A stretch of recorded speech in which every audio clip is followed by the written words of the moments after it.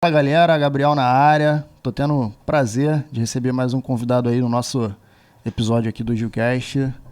Nosso faixa preta de jiu-jitsu, de luta livre. Vou dar a palavra a ele para estar se apresentando para vocês. Mais uma vez dizendo que, professor, é uma honra estar recebendo o senhor aqui. Espero que seja um bate-papo bem leve, bem fluido, que seja muito bacana e que o pessoal conheça a tua história. Boa noite, assim, na verdade, Gabriel, a honra é toda minha, eu te agradeço pelo convite aí. Muito obrigado. Nós tivemos um contato mais próximo lá no tatame, no treino, e foi muito surpreendente e honroso da sua parte aí você me convidar para esse Gilcast, que é um bate-papo muito bacana, e eu tenho certeza que a gente vai poder trocar bastante coisa aqui. Pô, com certeza. Então, galera, a gente teve a honra de receber o professor Michael lá na nossa academia, deu um seminário espetacular pra gente lá sem kimono, e foi onde a gente teve, né, essa proximidade aí maior, e surgiu a ideia de estar trazendo ele aqui para estar falando com a gente.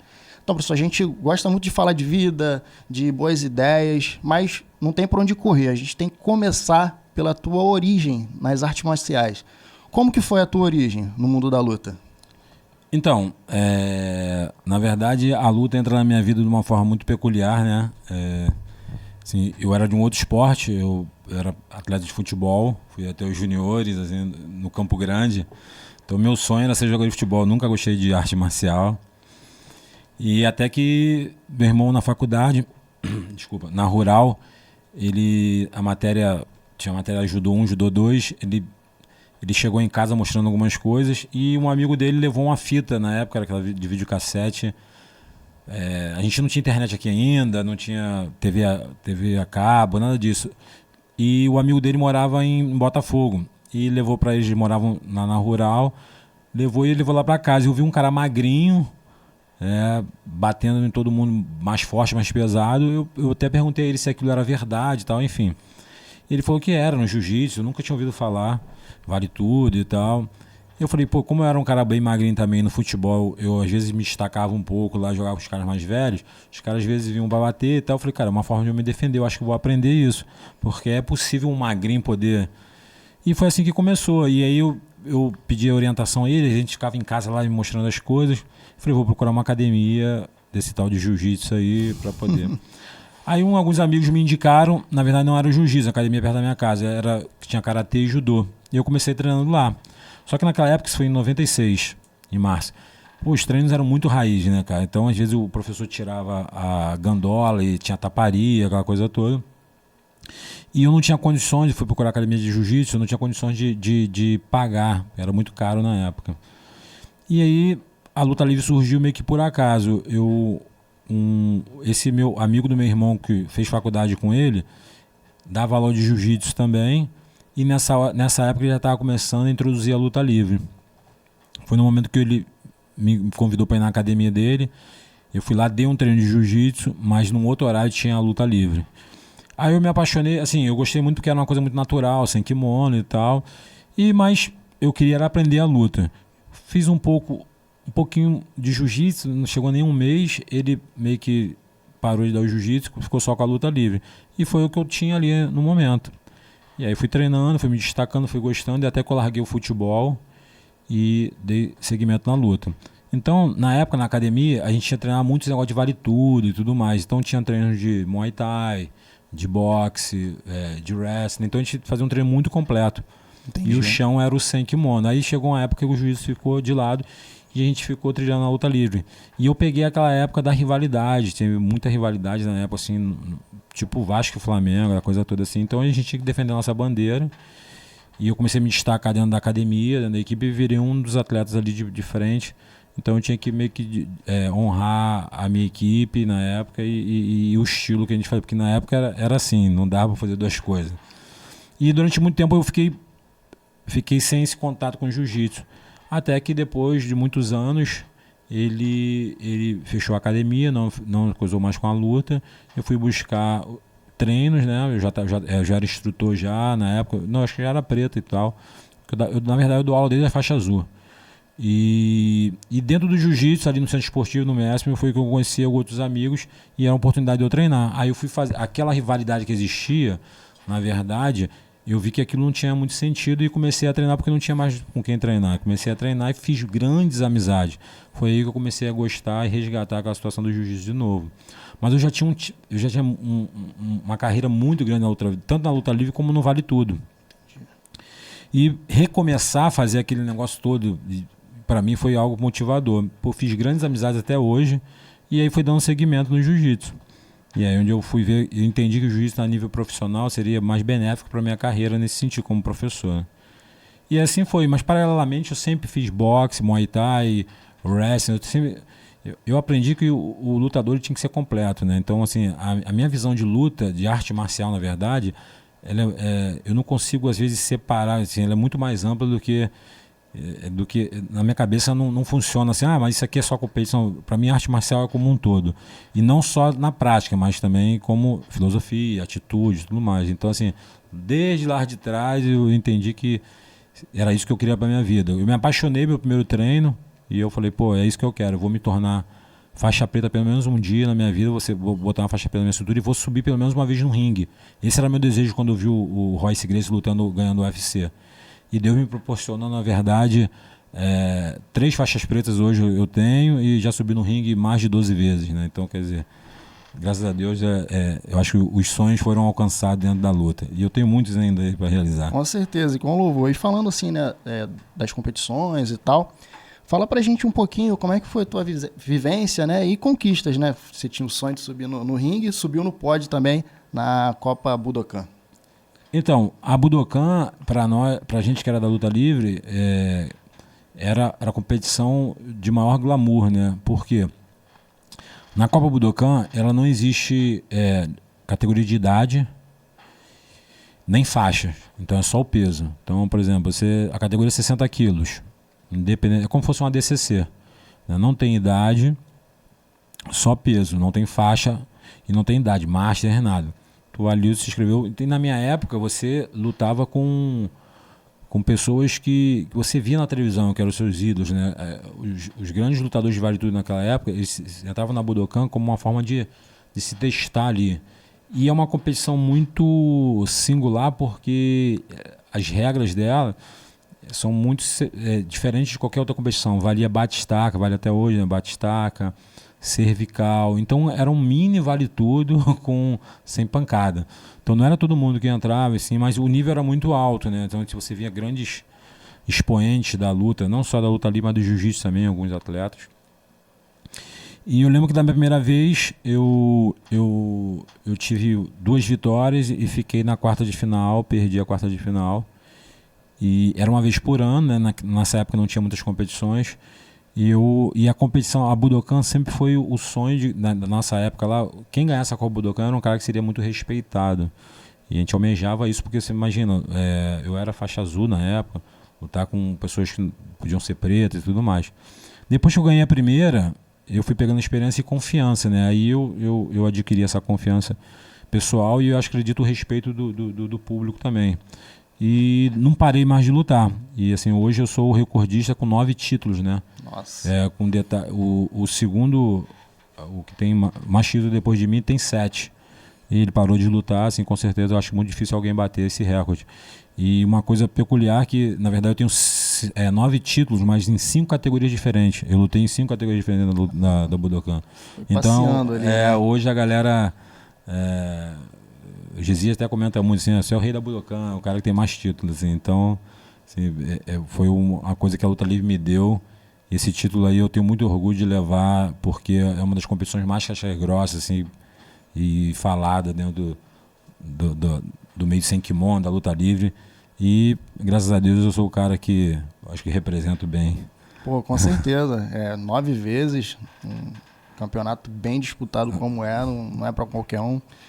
Parabéns, professor. E você falou que começou praticamente junto ali, né, o jiu-jitsu com a luta livre, só que decidiu prosseguir ali com a luta livre. Mas assim, que momento que o senhor acha que da sua vida que decidiu se dedicar de uma forma bacana, integral ali ao jiu-jitsu? E talvez o porquê disso ter acontecido?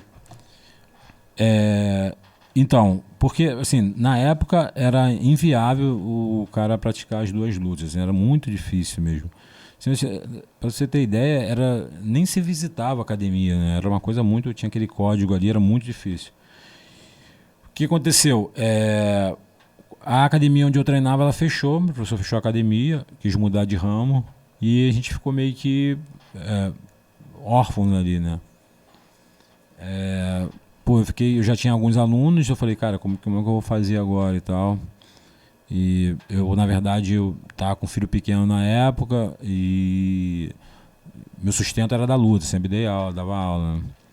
E aí eu senti a necessidade eu sempre gostei de fazer muitas amizades no tatame, essa coisa toda, eu sempre entendi que isso era fundamental para o crescimento e desenvolvimento humano. E assim, chegou uma época que eu entendo que a luta livre, ela me deu aquela garra, aquele espírito de lutador e tal. Mas eu sempre vi no jiu-jitsu uma coisa refinada no que tange a inteligência de carreira, essa coisa toda, de organização. Eu sempre busquei no judô, eu sempre fui um cara que sempre procurei estudar, ver o que cada arte marcial tinha de melhor, entendeu? O que era bom no karatê, a filosofia e tal.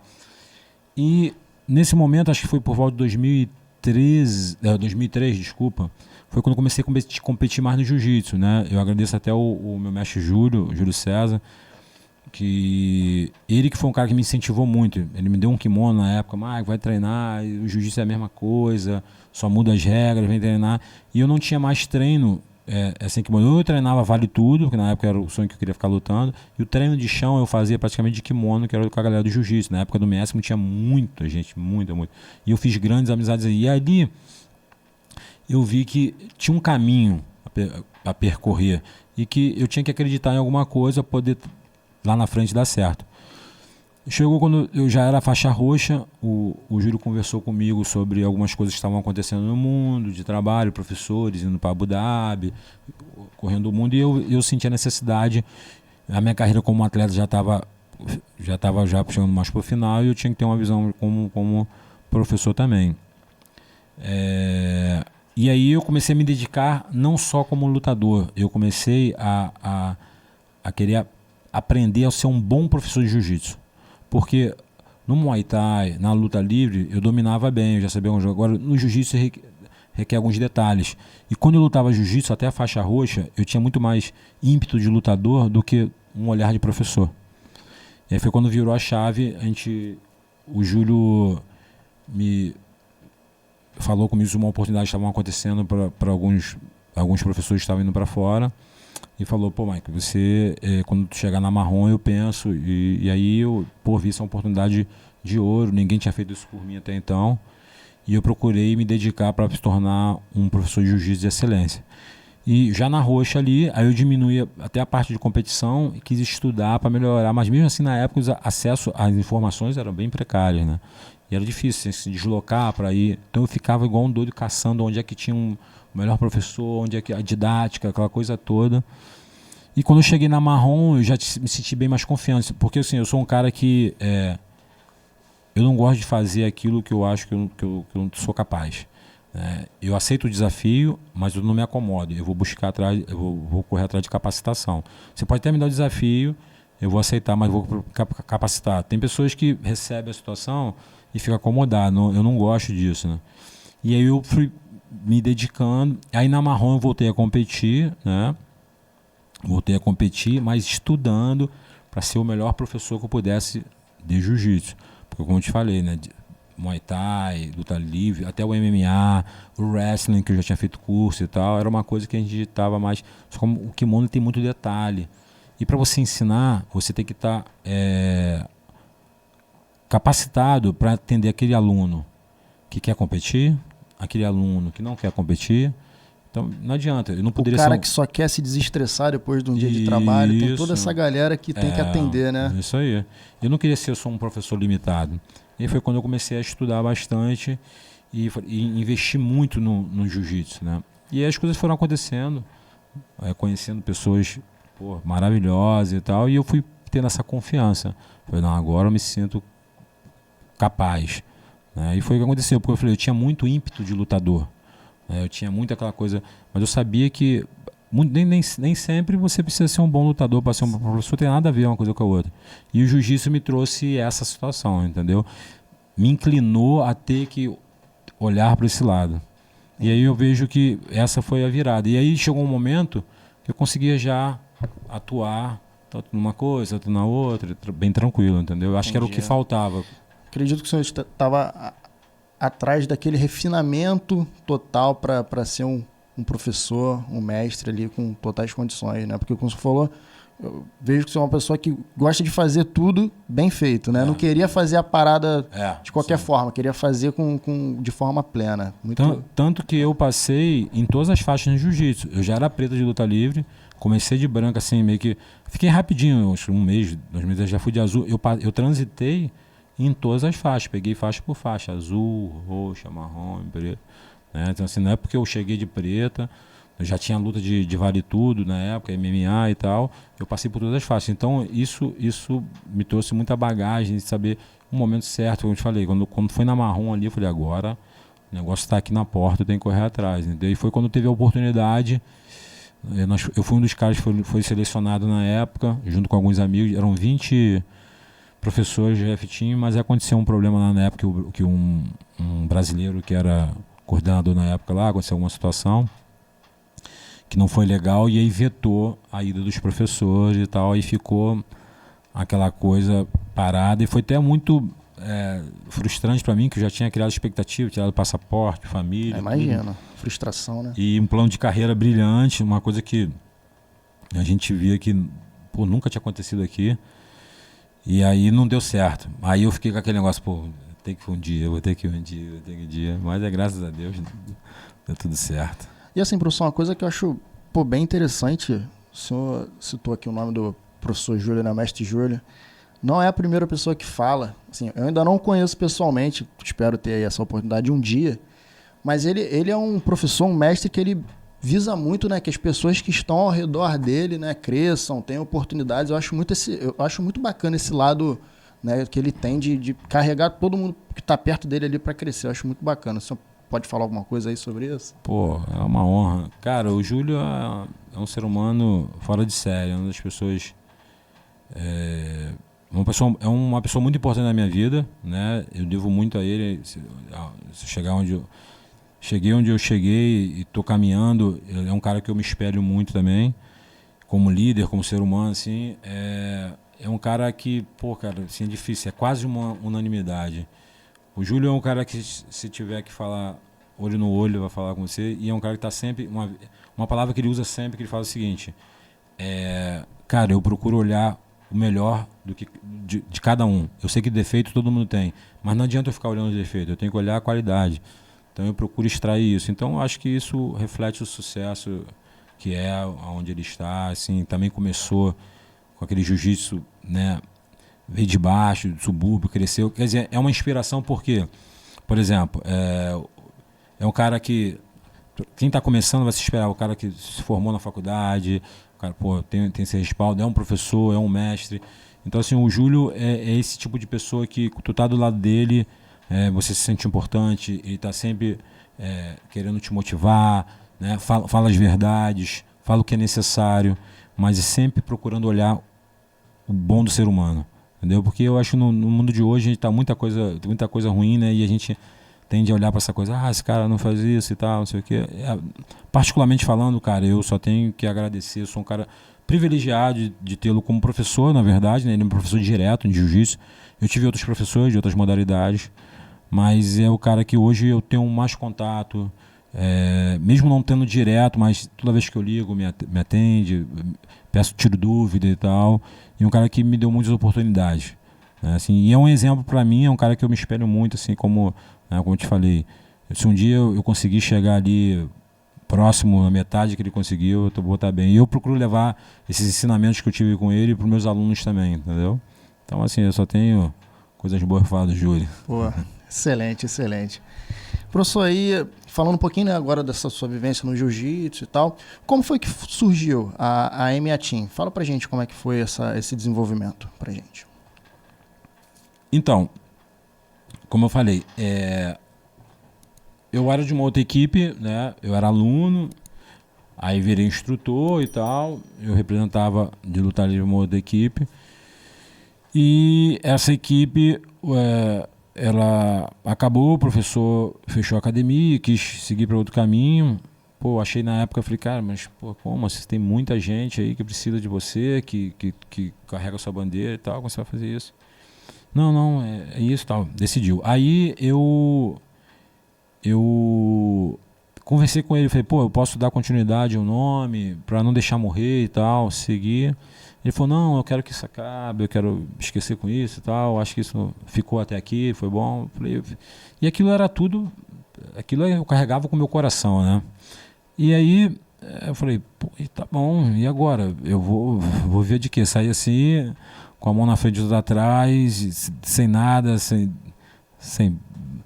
desamparado. Falei, o que eu vou fazer da minha vida? Aí eu tinha os meus alunos, né, que seguiram e tal, que na verdade viraram discípulos, amigos e tal. E aí eu fui dando aula, precisava viver, né, cara, sobreviver. Como eu te falei, eu tinha filho pequeno e tal. E a luta eu já tinha caminhado até ali, cara, eu não tinha mais como desistir. Eu falei, cara, já cheguei até aqui, como é que eu vou chegar para trás? Vou parar agora e largar tudo. Eu tinha um sonho, né, cara? Eu falei, cara, eu acredito que isso vai dar certo.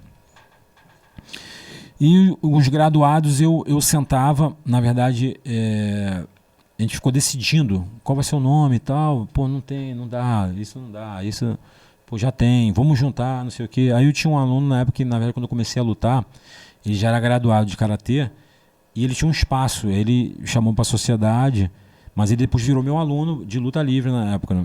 Ele já era graduado no karatê e tal. E a gente falou, vamos tentar botar nossas iniciais. A gente tentou uma opção de coisa, não dava certo. Como eu estava competindo muito na época, eu ainda era muito atleta e tal, o pessoal falou assim, bom, Maicon, cara, a única coisa que tem é colocar o seu nome, mas eu não queria botar meu nome, porque eu já tinha uma visão que o negócio ia crescer, e chegar lá na frente, tá com o meu nome, eu tinha que ter uma coisa neutra. E era muito difícil, cara, assim, não tinha internet, não tinha, pô, era complicado. E a primeira camisa que surgiu foi o Maicon Alarcão Team, time do Maicon Alarcão. E aí, porra, eu ficava buscando como é que ia fazer logo. O André mesmo foi um cara que nos ajudou muito nesse sentido, ele treinava comigo na época. Ele desenhava muito, desenha muito, né? E aí fizemos as primeiras logos foi ele que fez. E a gente foi acertando algumas coisas. Pô, André, agora mexe assim, eu quero mais assim, papapá, na época. Mas eu lembro que na primeira surgiu de um negócio de um desenho, de um boneco que meu filho tinha, um M, um A, e eu fiz um negócio meio que japonês assim, pedi alguém para fazer. E a primeira camisa surgiu assim. Então aí MA Team meio que surgiu dessa situação, mas não era algo que eu queria, entendeu? Não queria meu nome. Aí surgiu a MA Team. Primeiro foi com o Maicon Alarcão Team. Aí o negócio foi crescendo, meus alunos de Muay Thai dando aula, eu fui formando alunos, foram dando aula, até que a MA Team atual, né, na verdade, ela, depois que a gente fez o rebrand, né, assim, fazer uma outra identidade,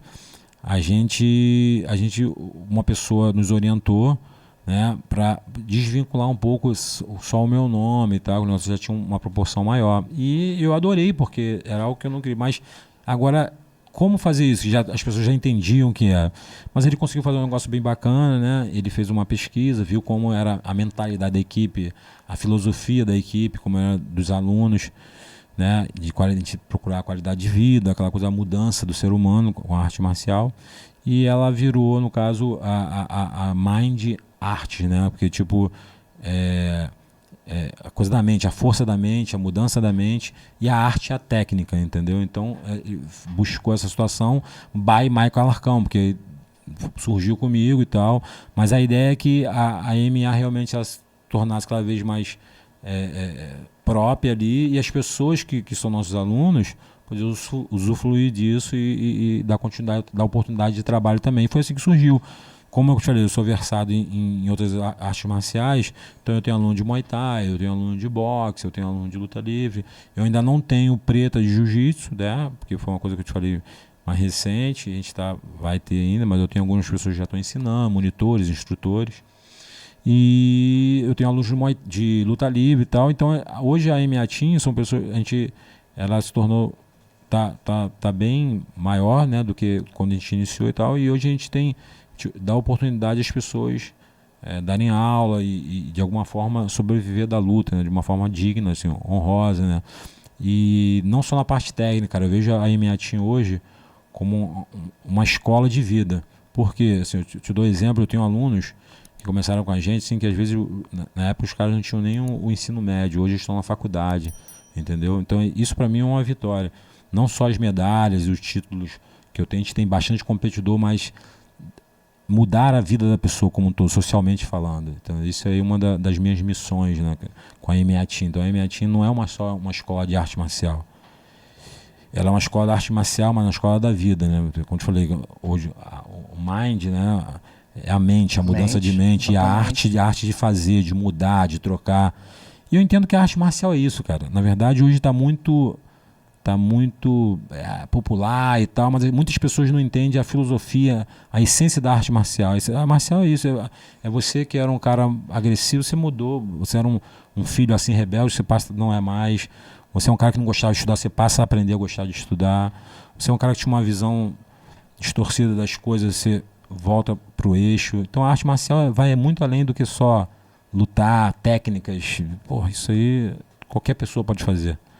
Assim, professor, eu tenho uma passagem muito rápida pelo boxe, mas a arte marcial que eu gosto, me identifico, que amo, é o jiu-jitsu, né? Assim, o senhor tem uma experiência muito maior que eu nas outras áreas, obviamente, mas eu acho que a arte que traz esse equilíbrio, essa vontade de melhorar, de sair de um estágio negativo para um estágio positivo, acho que é o jiu-jitsu, cara. Assim, eu falo para as pessoas mais próximas sempre que tem oportunidade, a galera que me acompanha sabe disso. Vivi um período ruim de ansiedade / depressão na minha vida e eu conheci o jiu-jitsu para ser um canal de escape para mim, né? Um amigo que estava passando pelo mesmo problema falou, cara, para mim serviu, vai lá, faz que pode te ajudar. E assim, cara, não que eu já esteja na minha plenitude e tal, mas você vê o Gabriel antes e vê o Gabriel agora, né? Antes do jiu-jitsu e pós-jiu-jitsu, conhecer o jiu-jitsu, assim, sou uma pessoa que consigo lidar melhor com meus problemas, sou mais resiliente. O senhor também tem essa visão que o jiu-jitsu ele tem essa capacidade mesmo de pegar nada ali, o cara treinar e se tornar alguma coisa muito valiosa? Com certeza. Tu treina jiu-jitsu há quanto tempo? 3 anos. 3 anos teve uma mudança de vida, né? Você sabe por que o jiu-jitsu tem essa coisa toda meio que mágica? Fala aí. Não, tu sabe? Não. Então vamos lá. Primeiro, vamos lá, nível de conhecimento. O boxe não é arte marcial, o boxe é esporte de combate. Então ele passa a não ter aquela filosofia, apesar que o professor, por exemplo, o Muay Thai também não é arte marcial, é esporte de contato, de combate. Mas nós brasileiros tornamos o Muay Thai marcial. O Muay Thai na Tailândia ele não tem cunho marcial nenhum. Você luta para viver, é extremamente profissional. Nós aqui do Ocidente os tornamos marcial porque da nossa cultura. Então o boxe é a mesma coisa, mas eu acho que o professor ele pode tornar um pouco marcial, depende de como ele vê aquela modalidade que está fazendo. Por que eu estou falando isso? Por que o jiu-jitsu é assim? Primeiro, no mundo que a gente vive hoje, tudo a gente não consegue ficar 100% no negócio. Hoje a gente está aqui 100% que a gente está batendo um papo. Sim. E é algo que a gente tem um compromisso diante das câmeras, a gente quer passar informação para as pessoas, porque senão a gente estava aqui, às vezes, mexendo no celular e tudo mais.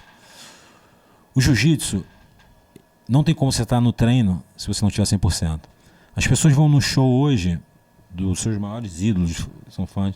A primeira coisa que ela vai fazer é sacar o celular para filmar, para mostrar para alguém que ela está ali. Então ela já perdeu parte ali, ela não conseguiu ficar 100% naquele show. Exatamente. Porque antigamente, quando não existia esses... Você estava ali vibrando e o que ficava no final era uma foto e quando tinha uma foto que você ia revelar, mas aquilo ficava na mente e no coração. Eu fui no show, você guardava um bilhetinho que te destacava, hoje não. Então o jiu-jitsu, você não tem como você deixar de estar 100%. Primeiro, se você não tiver, você está esmagado, você não aprende, você não vai fazer nada. Até quando acaba o treino, a própria resenha faz parte do 100%, porque você está ali trocando aquela afinidade com o colega e tal. E o jiu-jitsu, se você me mostra algum outro esporte que ele tem 100% de contato, assim, é toque, toque, toque. O jiu-jitsu você não se desgruda por nenhum. Eu não vou falar nem de outros esportes, porque aí é covardia, eu vou falar de luta. O boxe você toque, sai, toque, sai, toque, sai. Quando agruda, o árbitro separa. O judô, que é mais próximo, a luta agarrada, nós ficamos brigando ali a pegada, faz a pegada, tenta, bater, para. Tem pausa toda hora, não fica 100%. O jiu-jitsu não tem como. O jiu-jitsu só para quando você sai da área. E quando volta na posição. Você está o tempo todo conectado. E isso, de certa forma, cria uma energia muito grande. Aquela troca de suor, troca de energia, isso tudo faz parte da nossa vida, do ser humano. Tanto que não sei se você já competiu. Já. Quando você acaba de competir, aquele cara te abraça, às vezes vocês saem dali para poder pegar a medalha, parece que vocês são os melhores amigos, tomaram um açaí ali no coisa. Porque é uma energia, é uma troca tão grande que nenhum outro esporte tem. Então por isso que o jiu-jitsu, eu falei uma coisa, né? Por isso que o jiu-jitsu ele é tão fascinante. Porque primeiro, você tem que estar 100%, o seu eu está 100% ali. Você não está pensando num problema não sei de onde, não sei o quê, você está 100%. E isso é muito difícil hoje. Você está ali. Depois, a troca de energia. Você tem que estar o tempo todo em contato com o seu colega, com o seu oponente, e ali tentando de troca. Qual outro esporte que em 5 minutos é tão intenso, contato com contato? Nenhum. Exatamente. Entendeu? Sim, então, sim. por isso que ele é tão genial. Há uma mudança, e sem contar o clima que acontece, porque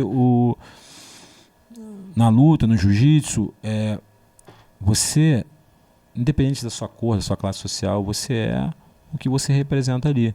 Então, o professor ali, capacitado, consegue orquestrar toda aquela coisa, ele vai atender aquele cara que precisa disso, aquele outro, e vai fazer com que eles se conectem. Um respeite o outro. Então, em que lugar no mundo isso acontece? É difícil. Na sociedade onde um quer ser melhor do que o outro, onde um quer pisar para subir, né? Onde um quer passar a perna no outro, você vê uma sinceridade. No jiu-jitsu, no tatame, você tem que ser o mais verdadeiro possível. Você vê que o cara que não é verdadeiro com ele mesmo, ele não fica. Agora, eu não tô falando que tem que ser o mais corajoso. Muito pelo contrário, o jiu-jitsu ele te ensina a superar seus medos. Né? Você reconhece que você tem uma deficiência naquilo ali, um medo, uma dificuldade, mas às vezes você não consegue, mas você vai ter alguém para ajudar a superar, vai ter alguém para conversar contigo, eu já passei por isso, faz assim, só acredita e tal. E quando você vence isso, você vai criando tijolinho de força ali, de confiança. Pô, eu consigo isso. E é algo mais palpável, não existe, porque tem um livro que fala A Semente da Vitória, que é o Nuno Cobra. Ele foi o preparador físico do Ayrton Senna, tal, de muitos grandes, muito bacana. E ele diz que nós temos que aprender a chegar no espírito através do corpo, que as pessoas fazem ao contrário. Poxa, como isso? Você acessa o espírito através do corpo. Mas como assim? Pô, é o contrário, a gente aprendeu a vida toda. Por quê? Através do corpo, você acessa o espírito porque o espírito é algo meio que abstrato, você não está vendo. As mudanças que acontecem no externo faz fortalecer o interno. Então, porque é algo palpável. Você conseguiu dar um armlock no cara, você tentou a vida toda, nunca fez. Mas você conseguiu agora, através do corpo, do movimento, você fortalece o seu espírito. Aí você, dependendo da linha de raciocínio de cada um, a alma, a mente, fortalece tudo. Isso é só uma ilustração. Então, através do palpável, você fortalece o abstrato. Através do físico, você fortalece o espírito. E a luta, o jiu-jitsu é isso. Tu começa, você não sabe nada, você fica ali, só se defende, daqui a pouco você começa a se defender melhor. Você, caramba, eu melhorei. Aí você consegue atacar melhor, você consegue já vencer aquela situação que você não conseguiu. Então, é algo extremamente objetivo, concreto, que não tem aquela história, contra fatos não tem argumento. Então, isso vai te fortalecendo. Então, a mudança que dá no ser humano, ela é absurda. Porque eu sempre digo o seguinte, cara, parece mágica, mas não é genial, porque... E às vezes não tem existe um estudo, tudo que eu falei para você aqui sobre o contato, algumas coisas são estudos que estão sendo levantados, por que o jiu-jitsu traz tanta essa coisa para o indivíduo, entendeu? E eu acho uma coisa, desculpa, muito interessante, é que a gente consegue fazer drills, consegue, né, fazer algumas fugas ali e tal, mas eu acho que é impossível você se melhorar no jiu-jitsu sozinho, né? Eu acho uma coisa muito interessante que o tempo todo a gente está trocando ali com o nosso colega de treino. Eu acho que é a coisa mais espetacular, acho que é isso aí. É o esporte individual mais coletivo que existe. Ele é individual só no momento que você está ali lutando, mas sem um colega você não consegue desenvolver. Por isso essa troca aí, essa troca de energia. Tipo assim, na pandemia, a gente, né, não podia ter contato, a gente fazia drill e tal, amenizar. Você vê que nada substitui você ir na academia, nem que seja para fazer posição e depois ficar batendo papo ali, com aquela resenha, que aquilo ali também é o complemento da... Tanto é que hoje psicólogos, tudo orientam a fazer, não só por causa da parte luta, atividade física, porque a gente sabe que existe... os hormônios são desenvolvidos, são trabalhados ali, isso ajuda a combater, mas essa troca, essa socialização, porque às vezes o cara é muito tímido, o cara está muito tímido ali, ele vai, você dá um up ali, ele fica confiante, às vezes ele é muito acelerado e tal, ele fica mais calmo e tal, então eu entendo que o jiu-jitsu ele é um equalizador de emoção do ser humano, entendeu? Do indivíduo. Pô, muito bacana, professor. Uma coisa também que eu acho muito legal é a parte também da resiliência, né? Às vezes a gente, como ser humano, a gente, né, toma uma frustração, desiste. Pô, jiu-jitsu você às vezes está treinando com a pessoa o dobro do teu peso, tá tomando uma massa ali, mas tu vai tentar se reinventar. Caramba, hoje eu tomei, mas amanhã, como é que eu posso fazer para melhorar? E na vida o tempo todo, né, professor? A gente toma uma massa da vida dia após dia. E no tatame é assim, lá a gente aprende, assim, como eu falei. Eu aprendi muito a lidar com os meus problemas. Os percalços, né? A partir do jiu-jitsu. Eu comecei a enxergar de outras perspectivas, né, os meus problemas. E muitas das vezes também os problemas eles querem, né, trazer um aprendizado, né, trazer uma mudança, né, de comportamento nosso. E eu acho assim, o jiu-jitsu ele é espetacular por causa disso. Ele se aplica em várias áreas da nossa vida, se não em todas, em várias áreas da nossa vida. Foi isso que me fascinou a lutar. A luta que me marcou foi do Royce Gracie com Dan Severn. A luta durou ali, acho que uns 15 minutos. Ele por baixo tomando a massa o tempo todo. Foi isso aí que eu decidi lutar. E ele tá ali apanhando. No finalzinho ele dá um triângulo no cara e finaliza o cara. E aquilo que mexeu comigo. Falei, cara, o cara é magrinho por baixo, apanhando o tempo todo. Puxa, qualquer um teria desistido. Exatamente. Eu vou fazer esse negócio, eu vou procurar isso, eu vou fazer esse jiu-jitsu aí que eu quero aprender a lutar esse negócio de vale tudo aí, porque eu vou me defender. A ideia era essa. Você tocou num ponto agora que foi isso que mexeu comigo na hora da luta, entendeu? O cara tá ali por baixo, a resiliência. E eu trabalho com criança também, né? Então, assim, a gente ensina, porque hoje em dia, muitos dos pais, as crianças, elas estão acostumadas a não receber não e tudo mais. Então, a gente usa a luta para trabalhar esse emocional, essa coisa, essa resiliência. E nos adultos também, a gente sabe que isso é um aprendizado para a vida, né? A vida, muitas vezes, a maioria das vezes, ela tem muito mais lutas e derrotas do que vitória. Só que a gente aprende a valorizar a vitória. A gente sabe que caiu aqui, opa, cumprimento, vai de novo. Exatamente. E a vida a gente vai dando seguimento. Exatamente. Falou um pouquinho sobre sua vivência de competição, né? Campeão da Copa do Budokan. O senhor leva em consideração os seus alunos que competem ou não para mudança de faixa? Acha que é muito importante isso para a vida do aluno ou não? Depende, caso a caso? Como que você enxerga essa visão? Então, eu sempre fui um cara muito competidor. Competi muito. Amo competição. Hoje menos, um pouco, né? Mas trabalhei como árbitro, tá? Assim, gosto de estar naquele meio ali. Sobre avaliar isso, eu não levo muito em conta. Por quê? Eu acho que a competição ela é a pontinha do iceberg só, entendeu? Acho que a luta, a arte marcial, o jiu-jitsu ele é muito grandioso. A competição é só uma pequena parte. Tanto é que existem estatísticas que acho que 4% de todo mundo que pratica jiu-jitsu faz competição. Então, quando eu vou nos campeonatos, eu fico assim, abismado, vendo assim, cara, como tem gente, às vezes 3 campeonatos no mesmo final de semana. Eu fico, imagina quantos praticantes tem de jiu-jitsu pelo mundo. Assim, eu não levo em consideração porque, como eu te falei, o que conta para mim é o desenvolvimento como um todo. Eu começo a avaliar, eu avalio o aluno desde o primeiro dia que ele pisa na academia. E a gente vai acompanhando caso a caso. Por exemplo, claro que eu tenho um parâmetro, eu sigo aquelas situações das aulas e tudo, tempo mínimo, respeito a essas situações, mas eu tenho isso como norteador. Eu tenho a minha avaliação própria, porque eu reparo se o cara mudou, aquele cara era mais agressivo, ele deixou de ser, ele era aquele cara que não gostava de ser finalizado, ou tomar ponto no treino, ele melhorou. Então, todos esses aspectos eu avalio como um todo. Então, assim, a competição eu vejo como um estímulo, né? O que eu faço lá na nossa escola? Não é uma escola de competição, mas eu não deixo aquele que competir, ele vai competir, eu vou estimular. Mas não cobro isso, não cobro de maneira nenhuma. Eu deixo bem à vontade. No início eu tive até um problema, porque tipo assim, eu nunca falava, aí o cara falou assim, pô, professor, eu queria ver, você nunca comentou, eu tenho vontade. Eu falei, cara, aquilo ali me deu um start. Aí depois na outra aula eu deixei, pessoal, olha só, é isso, deixou aberto e tal. Então eu estimulo quem quer fazer, mas não é uma coisa, mas eu procuro de alguma forma compensar aquele que não faz. Aí eu tenho uma forma de lidar, que eu de alguma forma estimulo e faço aquele aluno sentir pertencência, porque ele vai ter que ajudar quem vai lutar. Sim. E sentir o mesmo valor, entendeu? Porque na verdade na minha cabeça não tem diferença.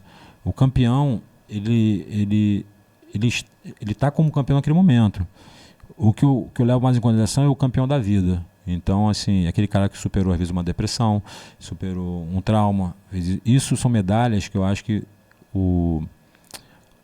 a traça não corrói, você não perde. Eu sou um cara, vou falar uma coisa aqui agora, as pessoas vão ficar até meio abismadas. Eu sou um cara que tem muitos troféus, medalhas, mas eles estão espalhados na casa da minha mãe, na antiga casa da minha avó, que está espalhada na minha tia, na minha prima, na minha irmã. Eu não sou apegado a essas situações, porque eu entendo que isso é até um erro, não acho que tem que seguir como exemplo não, mas eu acho que o maior troféu que eu tenho, e as medalhas, elas estão aqui guardadas em mim aqui. E o respeito que eu adquiro não está onde eu amarro na minha cintura. São que as pessoas, isso para mim é uma coisa que ela serve como uma coisa burocrática para mostrar para os mais novos e tal. Mas quem me viu no campo de batalha, o respeito que eu tenho através das pessoas pela conduta do meu trabalho, a filosofia que a gente vem fazendo, eu acho que isso para mim é o meu maior troféu, meus maiores títulos, entendeu? Porque assim, hoje eu tenho um título, ninguém bateu, mas poderia ter alguém que tivesse batido o título da Budokan, um recorde. Eu acho difícil isso acontecer hoje, né? Mas poderia, mas o maior título que eu tenho é o que eu vou levar para sempre, não são essas coisas. Porque se alguém bate esse título, eu já deixo de ser o recordista, entendeu? Hoje você está como campeão, não quer dizer que o ano que vem você vai estar. Você transita. Agora existem coisas que você vai levar a vida toda. É o respeito que a pessoa tem por você, é a mudança que você proporcionou para o outro. A gratidão que a pessoa vai ter. Então são coisas que eu acho que me trazem muito orgulho, me trazem... E aí é onde eu agradeço a Deus, falei, pô, valeu a pena estar aqui. Como eu te falei, meus troféus, minhas medalhas estão espalhados, eu não tenho todos, né? Assim, não lembro. Uma coisa que, infelizmente, hoje eu talvez fizesse diferente, mas eu não sou apegado a essa coisa. Eu acho que essa coisa é muito mais importante. As coisas que eu pude proporcionar. Porque assim, eu tenho um sentimento como atleta, uma emoção, uma alegria, e como professor é outra, que é totalmente diferente. Não é como se fosse comparar amor de filho, de esposa, de namorado, não tem nada a ver uma coisa com a outra. Só que eu vejo que eu consegui cumprir muito mais meu papel como professor, que tem muito mais influência social do que como atleta. Então a mudança que eu proporcionei, que eu consegui proporcionar, né, as oportunidades, cara, são muitas coisas, são muitos relatos assim, de pessoas que realmente tomavam remédios para dor, não conseguia, toda vez tinha que tomar tantos remédios, não conseguia levantar da cama, e através da atividade física, da luta, passou a não usar mais. Os médicos ficarem assim, caramba, o que você está fazendo? Não, estou fazendo luta e tal. Então assim, são vitórias que você fez no outro, não assim, porque o título, as pessoas batem nas suas costas, pô, você foi o campeão, legal. Mas depois passa, vai ficar contigo, são aqueles de verdade. Mas o título que você proporciona na vida do outro, que você carrega consigo, pô, valeu a pena, cara, valeu a pena eu me esforçar, me dedicar àquele cara, aquele ali nunca mais vai tirar. E é um pouquinho daquele ali, imagina, sou muito mais do que 9, São centenas de títulos que você vai fazendo um pouquinho da vida de cada um. Então eu acho que, cara, eu comecei a lutar, mas eu acredito que Deus já tinha um propósito na minha vida nesse sentido, que eu seria um professor. Então, eu gosto ainda da competição, apesar que o ano passado eu nem competi, eu separei para poder estudar e tal. Mas eu vejo que esse lado de professor, de poder contribuir na vida do outro positivamente, de mudar, transformar a vida da pessoa, e isso me fascina muito, entendeu? E tanto criança como adulto, isso, ter a satisfação, ver a alegria do outro, igual você contou aqui agora, caraca, cara, isso não tem dinheiro no mundo que pague, isso não tem troféu, cinturão, que vale mais do que isso, cara, isso é uma vida, isso é a coisa mais importante que existe. Então, eu tô ligando pro cinturão. Se eu conseguir transformar 10 Gabriéis, assim, pra mim vale mais do que meus títulos, entendeu? Interessante também que essas pessoas que você consegue transformar através da arte marcial podem também transformar outras pessoas. Com Ou certeza. seja, a corrente positiva, Sim. ela só vai se multiplicando, né? Você imagina você, quando chegar a faixa preta, dar aula, quantas pessoas vão mudar através das experiências da tua vida? E aí a gente muda uma academia, daqui a pouco a gente muda um bairro, daqui a pouco a gente muda uma cidade, um estado, e a gente muda o mundo, cara. Assim, cara, mas você é um mundo, você é um pequeno mundo. Quantas pessoas estão ao seu redor? Exatamente. Isso aí, as pessoas elas confundem, mudar o mundo. Não é o planeta, mas é o mundo em que você está inserido. Tá inserido. As pessoas que estão ao seu redor. Já é uma diferença absurda que a gente está fazendo. Se todo mundo pensasse um pouquinho assim, quão grande seria a mudança, né? Então, professor, falando um pouquinho de competição, falando um pouquinho desse lado filosófico seu, né, de como se encara, né, os seus alunos, competição. Mas tem um lado muito bacana da sua história que eu gosto muito, que é a sua vivência no exterior, né? Conta aí pra galera como é que foi um pouquinho essa tua experiência, que muita gente sonha em fazer isso, né? Mas eu acredito que não seja muito fácil, né? As pessoas só veem os louros. Mas conta pra gente um pouquinho aí como é que foi essa vivência aí. É verdade. Eu tinha um sonho, né, cara? Como eu te falei, aconteceu essa situação que eu ia para Abu Dhabi, não lembro o ano. Eu era faixa marrom ainda. Então eu peguei de jiu-jitsu, peguei a preta 11, devia ser 9, devia ser 2009, 2010, sei lá. E aí não aconteceu, eu fiquei frustrado demais. Já tava pensando no plano de carreira. E aí fiquei com criou essa ansiedade, eu acho, de querer ir para fora, ter a experiência e tal. E aí surgiram, depois desse momento surgiram outras oportunidades. Um amigo meu, e aí ele, cara, pintou um negócio na Índia, pintou um negócio não sei aonde. Aí eu entrava em contato com o cara, não dava certo, não fechava. Pensou, não sei, não lembro outro país, cara. Sei que eu tive mais 2 oportunidades assim e não aconteceu. Aí num domingo, um cara entra em contato comigo, ele me seguia, eu nem sabia, lá do Bahrein. Aí ele falava português também. E aí começamos a entrar em contato e ele perguntando a oportunidade de poder dar aula lá. Eu falei, cara, não é possível, falou direto comigo e tal. Aí eu entrei em contato com o Júlio, né? Perguntei, Júlio, essa situação é essa? Eu acho que lá é Jeff Team também e tal. Aí o Júlio, procura fulano já teve contato lá e tal, vi qual é. Aí falei. Aí ele falou, não, cara, vai sim, pode procurar, o cara é sério e tal. Aí a gente foi negociando, né? Foi entrando em contato e tal. Eu já tinha uma academia na época na Estrada do Pré. Se eu não me engano, isso foi em 16, 17. E aí a gente foi negociando até que surgiu, cara. Ele foi, tem um contrato aqui de experiência, 3 meses, mas podendo usar por 1 ano e tal. Eu falei, beleza, vou tentar. Aí eu organizei a casa ali, deixei as pessoas responsáveis tocando a academia. Já tinha uns faixas pretas, uns caras da minha confiança. E fui. Cara, foi assim, foi um sonho, né? Aí fui. Cheguei lá no começo, tudo meio que são flores e tal, mas diferente. Bem diferente e tal.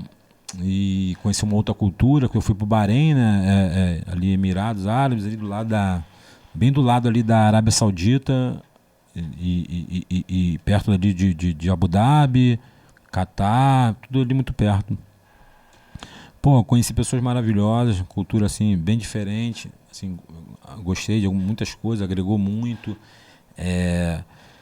mas só que estava muito fora do meu estilo de vida, né? E eu fui ali eu estava muito sozinho, né, cara? Mas eu fui fui de boa. Falei, cara, tudo na vida tem sacrifício. Fui aprender, melhorei meu inglês, que eu não falava nada. Eu sempre brinco aqui que eu falei assim, pô, cara, eu saí do Brasil só falando what's my name is. Nego não acredita. Não, mas eu fiz um estudozinho assim de poder dar aula e tal, eu consegui fazer de boa. Eu já estudava algumas coisas, mas não falava inglês não, só para dar aula ali eu me virava. E aí, agregou muito, cara, meu inglês melhorou pra caramba, comecei a dar aula particular lá e tal, fiz grandes amigos. E só que eu vi que a necessidade precisava crescer, né? Existiam outras oportunidades assim também. Só que naquele momento aconteceram algumas coisas pessoais, que até de família aqui, que eu tive que voltar, né? Porque eu pensei assim, falei, cara, eu tive que escolher, eu tomar decisões. Aí chegou um momento que já não estava tão legal como eu estava imaginando e existia aquele prazo do contrato. Se eu não decidisse ali, aí eu teria que dar continuidade, ou se eu rompesse, aí eu tinha cláusulas que não seriam boas. Falei, cara, valeu a experiência e tal, abriu muito a minha mente para algumas coisas, né? Hoje eu posso de alguma forma também orientar algumas pessoas que pensam e tal. E na época eu tinha trancado a minha faculdade, né, educação física. Eu falei, cara, agora eu vou voltar. E eu vi a necessidade, porque era importante, não só com a luta lá. Eu falei, agora eu só saio do Brasil depois de formado. Eu vou voltar, só saio. E aí decidi, entendeu? Eu falei, vou voltar, peguei a experiência, fiz um bom trabalho lá, deixei grandes amigos, deixei minha semente. Aí depois foram outros brasileiros lá para dar aula, para dar continuidade no trabalho. E foi muito bom, cara. Fiz grandes amizades, enriqueceu muito a minha vida, apesar do pouco tempo, mas agregou muito. E eu acho que o mais importante, eu pude tirar muitas coisas positivas dessa agregar. Foi ali que eu decidi, que falei, cara, porque eu já tinha falado assim, não vou terminar a educação física, vou para outra, tal, ali não, eu voltei. Falei, só saio do Brasil agora formado. E aí voltei a me dedicar a estudar. E essa experiência... E aí surgiram outras oportunidades também para outros países, tipo a própria China, entrou em contato comigo, China e Catar, essas coisas, mas aí não foi à frente. Aí eu falei, cara, vou me estabelecer aqui, vou começar a surgir outras coisas aqui no Brasil, como estão surgindo, e eu dei continuidade. Deixei na mão de Deus, falei, se tiver que acontecer, vai acontecer bem naturalmente. Mas valeu muito, foi muito legal. E eu meio que matei minha vontade, assim, o sonho que eu tinha. Hoje eu ficava muito ansioso, hoje já não mais, entendeu? Entendi. Consegui avaliar. Você acha que é importante sair, então, do Brasil já com um curso superior na área, assim, de educação física, para ter uma complementação? Acho que seria válido isso ou não? Então, depende. Você está falando do professor de jiu-jitsu? Isso. Não necessariamente, depende muito do lugar onde você vai e para onde você vai trabalhar, né? Eu fui trabalhar numa situação privada, então era um cara que tinha uma academia, me contratou e tal. Pô, se eu tivesse, se fosse formado na época, eu poderia trabalhar não só com as lutas, apesar que olha que eu fui um cara privilegiado, porque eu não fui só para dar aula de jiu-jitsu, eu dava aula de jiu-jitsu, muay thai e luta livre. Na época eu lembro que ele chegou, pô, e agora você me indica alguém? Eu falei, é difícil, cara, assim, o cara que trabalha nas 3 áreas e tal, eu falei, indicar também é uma coisa complicada. Eu falei, cara, eu não tenho. Então, assim, mas na situação que eu estava, eu conheci algumas pessoas, era bom você ter a educação física. Agora, se você vai para trabalhar para o governo, não necessariamente. Você vai trabalhar para o exército, para não sei o quê, para Forças Armadas, não necessariamente. Agora, se for uma academia particular, se você tiver, você amplia isso aí. Você pode... porque lá eu vi que tinha gente... nem todo mundo era ligado em luta, muita gente não. Mas você conseguia acessar a pessoa através da atividade física. Você dá um personal de alguma coisa e você podia depois trazer essa pessoa para a luta. Então, respondendo a sua pergunta, não necessariamente. Depende de onde você vai e como vai, entendeu? Se for já para trabalhar para o governo, pouco importa nesse sentido. Se você é um excelente professor de jiu-jitsu. Agora, se for para trabalhar numa situação privada, você pode ampliar e poder agregar isso, entendeu? Entendi. Professor, infelizmente está chegando aí ao nosso fim, né? Mas ainda tem uma pergunta que eu gosto sempre de fechar com ela, que eu acho que talvez seja uma das mais importantes, né, desse bate-papo, né? Acredito que a sua resposta seja sim, né? Que o jiu-jitsu ele é uma ferramenta, né, de transformação, né, de pessoas e tal. Gostaria que o senhor falasse um pouquinho, né, descobrir até sobre o projeto que o senhor tem aí. Fala um pouquinho pra gente sobre isso, como é que está se desenvolvendo essa questão, que é muito interessante que eu achei. Então, como a gente falou aqui, o jiu-jitsu é uma ferramenta de transformação do indivíduo, né, como um todo. Até 2016, não, 17, 18, eu não trabalhava nem com criança, apesar de ter trabalhado em escola, né, pela faculdade, assim e tal, ter dado aula. Na minha academia mesmo eu não trabalhava com criança. Eu tive a oportunidade de ir para uma franquia de nome, né, trabalhar, e me foram dados alguns horários. Os professores saíram e tal, como eu trabalho em mais de uma modalidade, e eu aceitei o desafio. Eu não queria, na verdade. Eu falei, por favor, a gente precisa e tal. Aí fui dar aula para criança. Dentro naquela turma de criança, existiam crianças que eu não sabia na época, atípicas, né? Tava tudo no mesmo meio ali. E fui procurar capacitação. Primeiro, melhorar a minha capacitação para dar aula para criança, neurotípica. Depois, surgindo, a gente observando, meio que empiricamente, falou, cara, tá um pouco diferente. Só que na época era todo mundo junto. E eu tive que contratar um ajudante, um instrutor. Mas aí, crescendo o trabalho, eu falei, cara, como é que eu vou trabalhar essa qualidade agora, melhorar a qualidade do meu trabalho? E aí eu percebi, as coisas foram surgindo, acontecendo, e é onde eu tive que procurar me capacitar. Na verdade, primeiro foi a minha sócia, né? A gente conversou, aconteceu uma situação, vou fazer esse curso e tal. Eu falei, pô, tu acha? Fez o curso lá foi fazendo os cursos, inclusive lá na Barra, com o Felipe Nilo, que é uma referência na arte marcial para autista. E ela foi mergulhando e eu estava com outros projetos que eu estava terminando na faculdade ainda, nessa época e tal, e estudando. E até que a gente foi mergulhando nesse meio e tal, buscando e foi se apaixonando, porque foi como eu te falei, você não acessa só o aluno, a criança acessa a família. E você não transforma a sua vida do aluno, você transforma a vida da família. Você ajuda a melhorar, na verdade, né? Não transformar, que pode se parecer, mas você ajuda a melhorar. E a arte marcial, o jiu-jitsu, é uma ferramenta de desenvolvimento fora de série. Porque muita coisa que a gente faz no jiu-jitsu está relacionada à psicomotricidade. Só que às vezes os professores fazem empiricamente. Quando você tem uma graduação, você consegue uma especialização, você consegue ter um olhar mais afiado para aquilo ali, mais direto. Mas muita coisa na luta te faz estar relacionada à psicomotricidade. E o desenvolvimento motor como um todo. Então, assim, ainda existe um pouco de preconceito. Luta, agressivo, nada. Você vê uma criança fazendo a saudação, respeitando isso, coisa que ela não fazia. Às vezes tem rigidez de pensamento, você consegue transformar, enfim. E aí, entrando nesse meio, assim, entrando nessa vida, nesse mundo, você começa a descobrir, vai te fascinando, cara, eu preciso melhorar, eu não sei nada, eu preciso melhorar. E você vai, eu acho que o que move tudo isso é o amor, cara, entendeu? E aí a gente começou a fazer um trabalho direcionado, individualizado, para melhorar o atendimento, ser uma coisa mais específica, mais pontual, assertiva seria a palavra.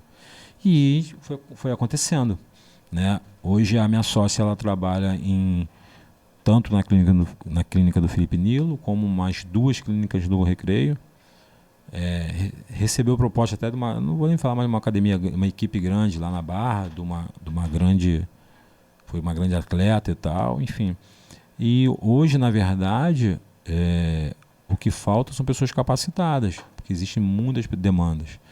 E lá na nossa academia agora não, já faz um tempo, a gente faz esse trabalho também, particular, individual. A atenção é 100% exclusiva para o aluno, para aquela criança atípica, entendeu? E os resultados são surpreendentes, porque, como assim, aí já entra, a gente não só, ela também é profissional de educação física, formando pós agora, terminando a pós em psicomotricidade, sim, vários cursos na área. Então, a qualidade do atendimento, do trabalho que é feito, é muito gratificante. O retorno que a gente tem, o feedback, das famílias, pô, cara, assim, é algo transformador. Então, a gente vem trabalhando já há um tempo com crianças atípicas, né? Principalmente na área do autismo, né? E a gente tem visto o quanto o jiu-jitsu tem sido uma ferramenta de transformação integral, não só do aluno, mas para os pais também. Trazendo, de alguma forma, a alegria que você vê. Às vezes, o aluno é não verbal. Você consegue... Tem alunos que contam em japonês, porque a minha sócia é faixa preta de judô também. E conta em japonês. Pô, você tem noção do que é isso? Cara, fazer a saudação, às vezes, para uma pessoa, um osotogari não é nada. Pô, mas para uma criança que tem dificuldade de equilíbrio, é muita coisa. É uma baita evolução. Às vezes, o pouco para você pode ser nada, mas para o outro é muito. Exatamente. Né? Então, a nossa visão, missão como professor é essa. Transformar, melhorar, agregar valores, não importa a proporção. Se você conseguiu melhorar, já está valendo. Não importa se é muito ou pouco. Quem equaliza isso? Quem mede isso? Só quem sente. Exatamente. Então, entendeu? Às vezes a sua dor, para mim, pode ser nada. Isso é frescura, Gabriel. Não, mas só quem está sentindo é você. Não é frescura. Porque eu não tenho a mesma vivência que você. E às vezes é minha para você, isso é nada. Então são histórias diferentes, são mundos diferentes. Mas o que importa é que eu consigo de alguma forma acessar você e melhorar um pouco isso. E acrescentar isso. E te dar ferramenta. Porque a nossa missão como professor com as crianças, atípicas principalmente, é trazer o máximo de autonomia para ela. Porque o que o autista precisa? Autonomia. Quanto mais autônomo ele for, melhor. Então, por isso que tem os níveis, né? O nível de suporte 1, 2... O nível de suporte 1 é porque ele é um pouco mais autônomo, ele consegue fazer, precisa menos do outro. Então, a nossa missão é essa. Então, eu estou muito voltado, estou muito apaixonado por essa situação. Eu vou te ser bem sincero, é porque eu não tenho hoje pessoas, eu estou preparando pessoas para que eu possa mergulhar cada vez mais e estar mais integrado nisso. Então, eu acho que essa parte de competição minha vai ficar cada vez mais.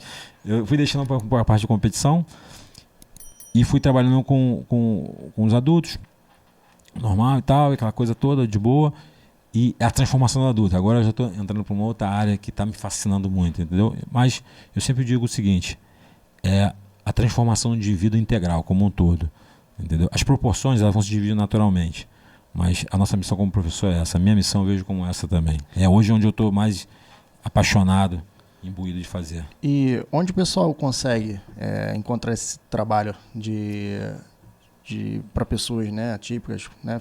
Fala pra galera onde que eles conseguem achar, né, lá na sua academia e tal. Então, a gente pode procurar, pode pelas redes sociais, pode falar aqui, né? Fica à vontade. Pode ser na minha rede social, do Michael Alarcão, na rede social da MA Team também, no Instagram. Hoje, no Instagram da Bifighter, né? Da professora Joyce também, Joyce Novarino, faz um trabalho lá. E o endereço é Rua Guerreiro de Farias, 352, ali Campo Grande, Estrada do Cabo Sul, uma transversalzinha ali, na Guerreiro de Faria, Campo Grande. Então pode nos procurar ou entrar em contato pelo direct aí que a gente responde e a gente vai ter a maior satisfação, o maior prazer de poder atendê-los e trazer um pouco de amor e capacitação aí para o seu filho, para quem for. Pode ter certeza disso que lá a gente faz um trabalho brilhante, cara. É muito emocionante. Pô, espero o senhor permitir até um dia ir lá para fazer uma visita, para conhecer. Esse trabalho aí mexe bastante comigo, acho muito vai bacana. Vai ser uma honra, uma satisfação. Você não precisa nem de convite, é de casa. A hora que quiser é só falar. E a gente mostra sim, com certeza. Vai lá, vai ser uma honra. Não só conhecer esse trabalho, mas os outros também, sim, vai sim. Com certeza. Professor, muito obrigado por ter vindo. Isso aqui é uma leve lembrança, tá, cara? Ter aqui, desprendido do seu tempo, cheio de compromisso. Uma lembrança aí da nossa equipe aí do Gilcast. Em gratidão. Espero que o senhor goste aí. Caraca, nossa canequinha aí. Rapaz, ó. E eu acho que essa frase aí de trás basicamente a sua vida se reflete nisso aí, né, cara? Obrigado. Seja a boa história que você quer contar. Poxa, Gil Cash, isso. Pô, obrigado, Professor, cara. obrigado, Léo. foi uma honra, prazer. Pô, Tamo a junto. honra foi minha, cara. Obrigado mesmo. Pô, sucesso aí nessa nova empreitada, esse seu trabalho que você faz aí. E obrigado pela oportunidade de estar aqui contando um pouco a minha história. Acredito que contribuiu, vai ajudar muitas pessoas. Com certeza. E acreditar De fato. sempre assim na arte marcial, ter fé, acreditar no trabalho. Não é fácil, é difícil, mas se você... Primeiro, seja honesto consigo mesmo, entendeu? E acredita e batalha, que você vai conquistar. Assim, muito obrigado pela oportunidade aí. Tamo junto, professor. Valeu. Valeu, galera. Gil Cash aí. Tamo junto. Pô.